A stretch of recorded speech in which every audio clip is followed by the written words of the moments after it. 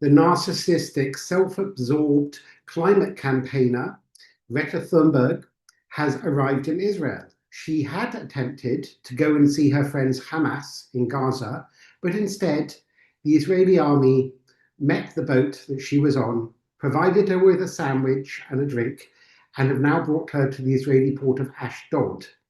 And some people have suggested that this child activist, who most famously organized school strikes across the world because she wanted to save the planet, might get an education. Maybe in Israel, they could give her a few lessons. They could give her lessons about what Hamas is, about the fact that only yesterday Hamas executed Gazans protesting against their Islamic rule in Gaza. They publicly executed them. She could get an education about what the women life freedom movement in Iran that shot dead her fellow women in Iran for daring to be women.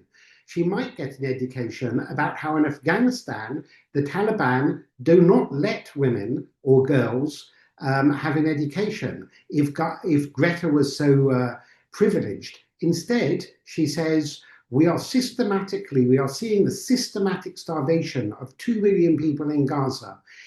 What nonsense.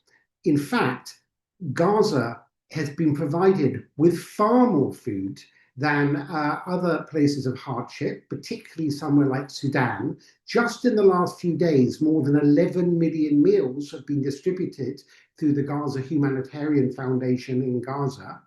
And the tiny bit of food that Greta and her gang of virtue signalers were carrying on their boat is now being taken to Gaza, although the population don't really need it. What they need is the end of Hamas rule, the release of Israeli hostages, who of course have not been given any sandwiches like Greta has been given this morning, and an end to the war. So we have a better world for everyone, Palestinian and Israeli, and Hamas are not propped up by useful idiots like Greta Thunberg and her idiotic friends, including a Game of Thrones fantasy actor that came on this voyage with her.